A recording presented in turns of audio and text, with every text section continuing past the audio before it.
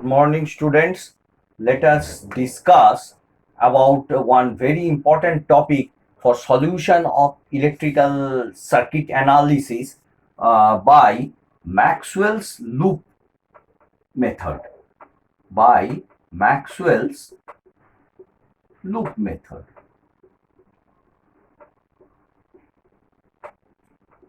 Now, this method is very common method and rather very easy to calculate the currents in a mesh type of circuit. Suppose a voltage source is there and let us think about a DC circuit, and there are various meshes are combined in this circuit and it becomes like this. Let us think a circuit of this pattern, and let us increase another part. Let us increase here another source. Let it be a voltage source, and let us think that here the resistance, another resistance is here. So you can understand two energy sources are there. Two energy sources. Let us think of 50 volts DC, and you know that this is the symbol of DC, and this one is of 100-volt DC, and it is a circuit, rather a not a very small circuit, but a bridged circuit. You can say this is a bridge circuit, and you see these are the nodes of this circuit, and this is a common node. So you see that all these points are connected to a single ground node. So this is ground. So rather it is also, we can take as zero potential. So this point all are connected to the ground at zero potential. That is also known as your datum node. DAUTUM, datum node. So rather when we will be doing application of KCL, we will be doing nodal analysis. Application of KCL. So these are the most important things. So application of KCL. Where we apply KCL? Application of KVL. So in mesh analysis or loop analysis, we do the KVL. That means we analyze the circuit through the voltage, through all the voltage functions, and we analysis application of KVL, nodal analysis, nodes, and we nodal analysis. We assign, let the voltage at this point in this one, in the first case, and in the second case we take the currents. Think that the currents are flowing and we find out that. So here in application of KVL loop analysis, that rather we will be doing these two first, and in KCL, application of KCL, we will be studying about the nodal analysis. Here the voltages are taken into account, and here we will be taking the current into account. We will think, let the current be flowing. Assumption here in application of KVL. What are the assumption? And in application of KCL, what is the assumption? So here the assumption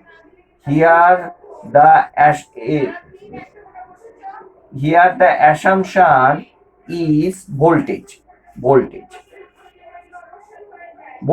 at the various points. Here the assumption is current. So this is the most important concept also. and we will be applying Maxwell's loop method. So these are the basic things, and you know that the whole of the electricity depends on the KCL and KVL laws, and our outcome is to find out the voltages across the resistors, or maybe inductors if it is AC circuit, or the capacitors in the AC circuit, in DC circuit across the resistors, and the current flowing in the resistors. If we know all these things and there are two energy sources, our work is over. So with this thing, let us study of the loop analysis by Maxwell's loop analysis method. So here we have to do by Maxwell's. So this is an application of KVL. So the application of the KVL, what are the assumptions? The assumptions are the current. Let us think that I1 is flowing here, I2 is flowing here, I3 is flowing here, and I4 is flowing here. So let us think. We don't know the values of I1, I2, I3, and I4. We have to calculate, and the directions, this is arbitrary. You remember the directions what we are giving, that are arbitrary. Anyway, arbitrary. So the directions one may give like this also. I am giving in the clockwise direction, clockwise, this is clockwise, and this one is anti-clockwise. This is my assumption. You may give this clockwise, this anti-clockwise, clockwise, any way you wish. But once you fix the currents in the various nodes, then you should not change. Rather with this assumption this is based, with this assumption this is based, with this assumption this is based. So if you suddenly change the direction while doing the problem, it will be wrong. Obviously it will be wrong. You can't follow up this thing. So rather you give your assumptions. If you think now presently I have not started, you may think rather I think it will be better if I do, you change. But while starting the problem, don't please change, because once you change you cannot pick up with what the values may be there. So, and another conception you must have, this is one conception, plus to minus is minus. When you traverse from plus to this is our convention, convention. This is our convention. Convention means I will wear white shoes on Sunday and other shoes on this day. So this is my convention. This is my pattern. So convention is plus to minus is minus. But once you do apply this convention in this part, you can't change also.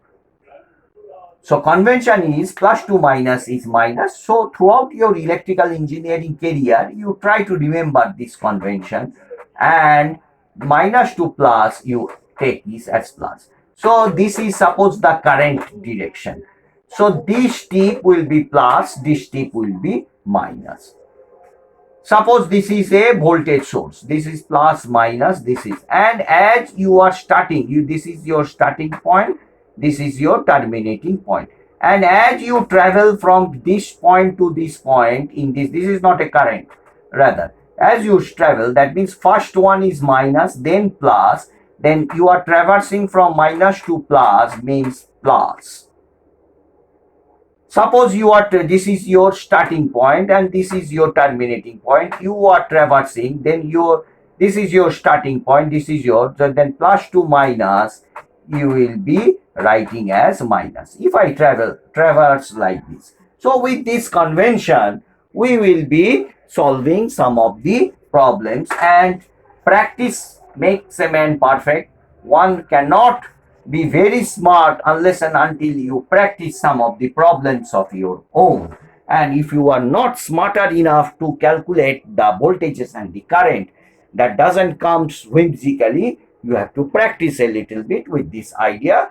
But the practice makes a man perfect, as you have to understand it carefully and solve it. So let us, this is your mesh 1, this is your mesh 2, this is your mesh 3, and this is your mesh 4. Mesh means this is a, you see from here to here, this is a closed, this is a closed, this is a closed, and this is a closed.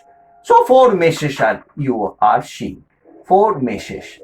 4 meshes you are seeing. So how to solve this one? So you start, is their starting point maybe this one.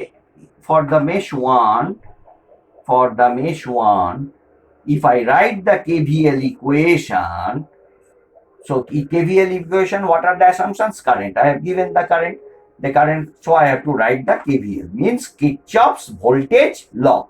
You know, I think KCL means Kirchhoff's current law. KVL means Kirchhoff's voltage law. So these two laws, application of these two laws are fully based on the electrical engineering career. So let us start from this. I am traversing, you see, notice I will be going like this and coming to this point, going like this and doing this, doing this, doing. So our mesh 1 will be over. So here you see in the mesh 1, as I am traveling from -2 plus, so -2 plus plus 100. Now the current is flowing here in this direction, and here you see in this direction for this mesh. So this one is your I1, this one is I3, and this one is plus, this one is minus. And as I am traversing in mesh 1, so plus to minus, minus, from here plus to minus is 1. So rather I have not given the values of the resistors R1, R2, suppose this one is R3, and this one is R4, and this one rather you take as R5. So I1, R1, little bit mistake. You see here one current and here another current, both are in. So it will be I1 minus I3. Why I1? I1 is in the this direction, I3 is in this direction. So the opposite. So that's why I have written I1 minus I3. But I don't know which one is greater. As I am considering the mesh 1, the main current is I1. So that's why I am writing. When I will be considering mesh 3, at that time I will be writing I3 minus I1. So I1 minus I3 R1. Here also this one I1 minus I2, I1 minus I2 R3 equals to 0. So this becomes our first equation.